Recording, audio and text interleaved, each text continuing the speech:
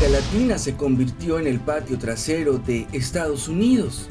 La única excepción era Hugo Chávez en Venezuela, pero era excepción porque no pudieron tirarlo, aunque hay quien afirma que fue aniquilado por la CIA.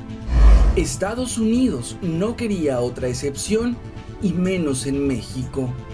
Alguien calificado de populista, independientemente de lo que cada quien entienda por este ambiguo concepto, no podría ni podrá ser presidente de nuestro país. Las órdenes vienen desde Washington. Los tecnócratas del PRI y del PAN, junto a sus recientes aliados, los del PRD, gerentes, subgerentes y jefes de departamento de USA & Company en México, harán hasta lo imposible por dividir a la izquierda, corromper a las organizaciones populares, reventar los movimientos sociales, toda amenaza potencial que pudieran convertirse en otra excepción en los planes del nuevo orden mundial. Bienvenidos una vez más a este espacio de investigación, de análisis, donde apostamos por el pensamiento crítico.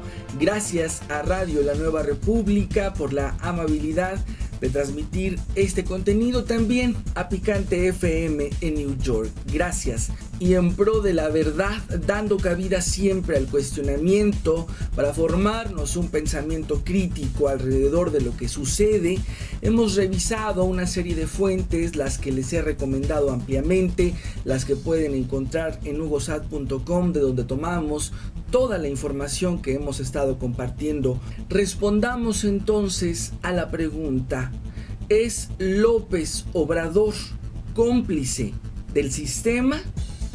Hablemos entonces de AMLO y los dictados desde Washington.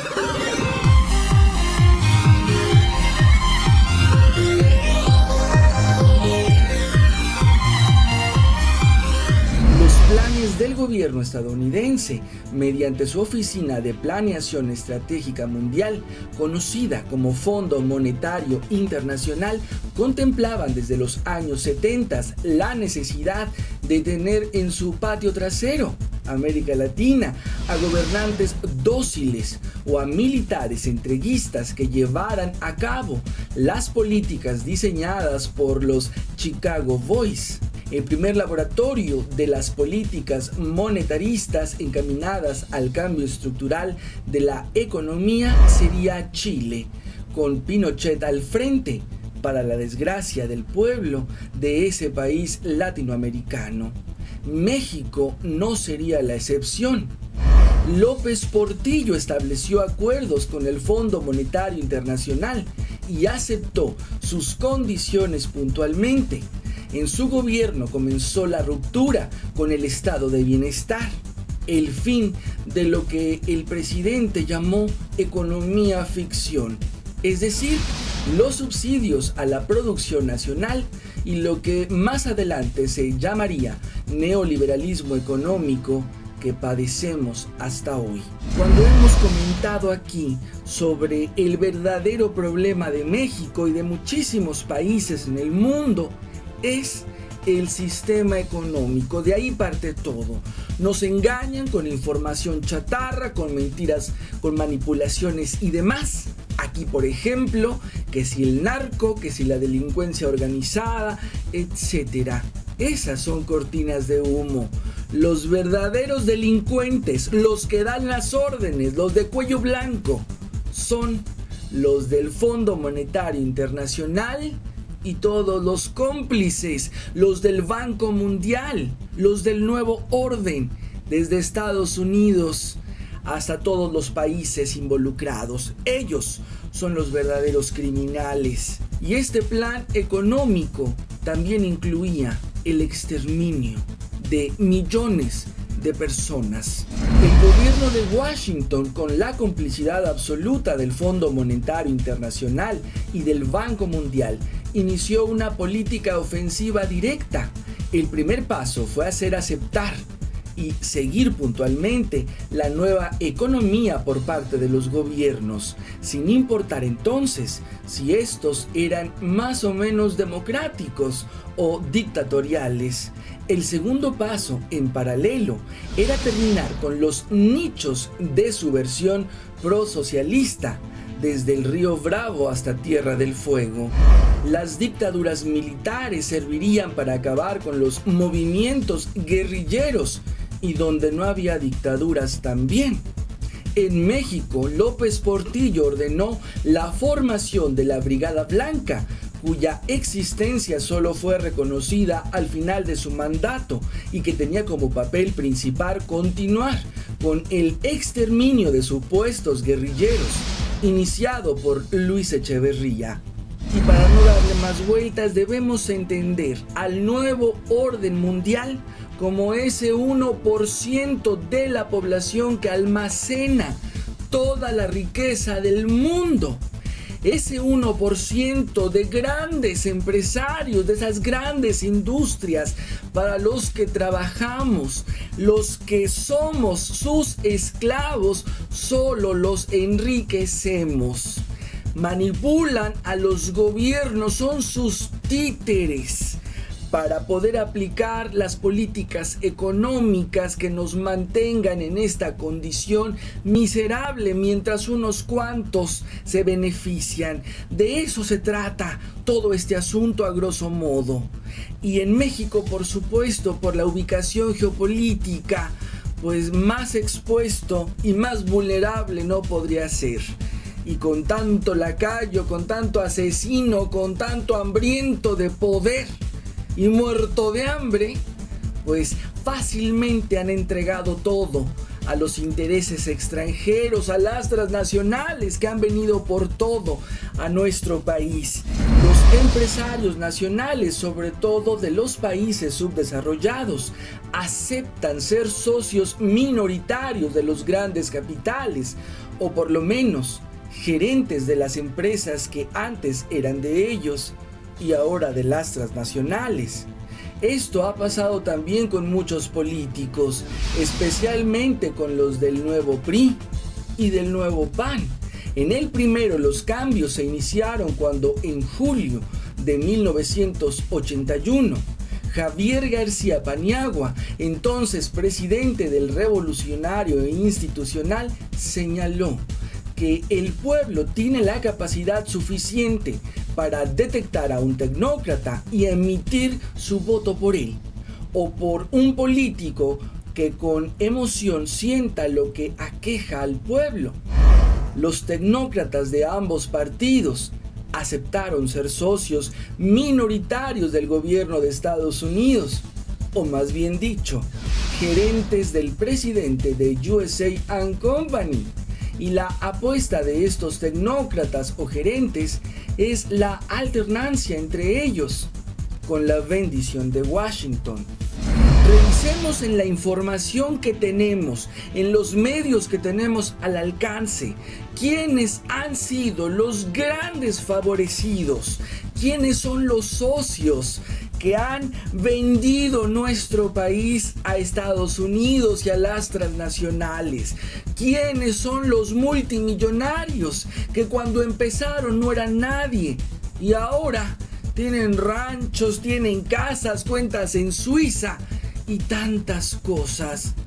De ahí podemos partir para empezar a entender cómo funciona esto. Cuando el PRI dominaba los procesos electorales, primero marginó a García Paniagua y luego fue fácil maniobrar para que el pueblo votara por un tecnócrata.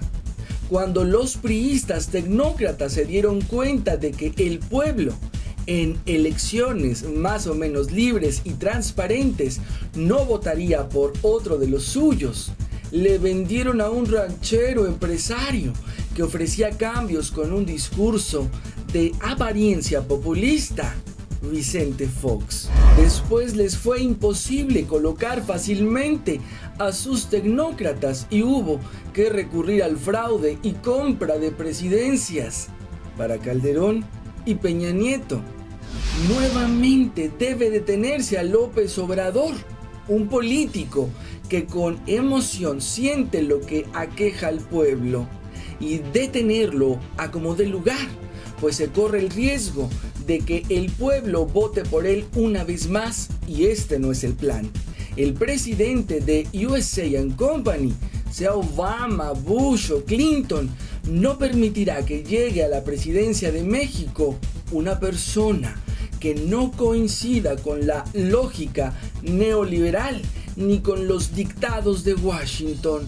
Los diputados del PRI y del PAN, obedientes empleados, harán hasta lo imposible por no contrariar a sus amos. Y es que los de USA Company no quieren ni siquiera que alguien que piense distinto al modelo neoliberal pues venga a desbaratar lo que han construido. Este pueblo miserable de tantos y tantos años que hoy no puede más. Alguien que ni siquiera es radical o extremista para cambiar el modelo de fondo ese que nos está matando. Tan grave es estos, los amos de México, los que controlan todo, que ni siquiera pueden dejar entrar a alguien que propone unos cuantos cambios. Nos valoran tan poco a los mexicanos. Saben que no vamos a hacer nada, pero algo está pasando que pareciera que estamos despertando. López Obrador no cree en las privatizaciones. Pretende restarle poder a las empresas privadas, aplicar impuestos a las grandes corporaciones y a los más ricos del país. Quiere un plan de austeridad gubernamental para tener mayores ingresos y fortalecer el sector público, mejorar la distribución de la riqueza en un país azotado por las desigualdades sociales. AMLO nunca ha estado tan a la izquierda como Chávez, y ni mucho menos su idea es la de instaurar un régimen de partido único. Pero Estados Unidos no correrá riesgos. De una y mil maneras pondrá piedras en el camino, aunque la frase "solo el pueblo puede salvar al pueblo" hoy más que nunca es crucial para retomar el destino de un país que desde hace décadas no es nuestro. Sea como fuere, con sus más y sus menos, AMLO representa de momento a la única izquierda con posibilidades de gobierno en el país. Muchos mexicanos piensan que AMLO no es el idóneo, ni se sienten plenamente identificados con él, pero prefieren votar por Morena antes de que todo el poder siga en manos del PRIAN-RD, porque es irrefutable que la ideología de Andrés Manuel dista por completo del neoliberalismo que nos está matando.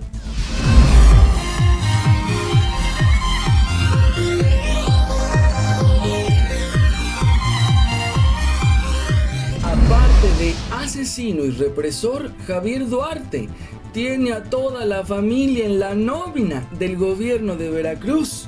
Inaudito. La Secretaría de Economía promueve el despojo de tierra y la violación de derechos humanos. El Baester sigue intocable. También tiene su guardadito en Suiza. Nos dicen que México está en crisis, pero sí alcanza para que el INE despilfarre 1,000 millones de pesos en autos para consejeros y funcionarios. En medio de la teleboda de Velasco y Anaí, paramilitares matan a niños indígenas. Diario ocurren masacres, denuncian. Estas historias y todo lo que presentamos en estos contenidos los pueden encontrar en hugosat.com, nuestro portal de noticias, las fuentes, las referencias, los medios en los que confiamos, ahí los compartimos. En el video pasado, el grupo Atlacomulco también quiere que se vaya a Peña. Nos comentan: a Salinas le ha sucedido lo que a Peña ahora. En su momento intentó hacer un proyecto propio, hacer una estructura de poder político económico en México para en un futuro reelegirse como presidente.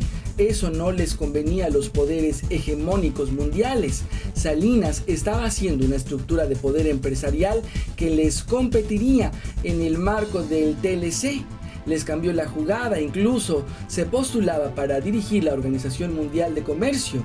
Por ello le sembraron guerrillas, le diseñaron todo un entramado para desestabilizar al país. Una vez que habían logrado que Salinas abriera al neoliberalismo a México a través del TLC, diseñaron el entramado para el asesinato de Colosio y después provocar una megafuga de capitales que dejarían en quiebra al país, involucrando al narco manejado por la CIA, incluido el magnicidio. La idea era destruir a Salinas y poner a un títere de ellos. Lo que yo les compartía en el programa pasado, la referencia era la revista Contralínea, una investigación hecha pues con mucha precisión. Habrá que ver también esto que tú nos planteas. Gracias, de eso se trata esto, de sumar al análisis, de aportar lo que sepamos, corroborarlo, comprobarlo y saber lo que en realidad sucede. Gracias a todos por la confianza en este espacio. La idea siempre será respetar la libertad de expresión. Somos libres, o hagamos lo posible por serlos, de ver, de escuchar, de opinar lo que a nuestro juicio sea lo más razonable. Entonces, de eso se trata esto, de ser libres en nuestro pensamiento crítico. Gracias por ver, por comentar y compartir este trabajo en todas las redes sociales. Nos vemos en la próxima emisión.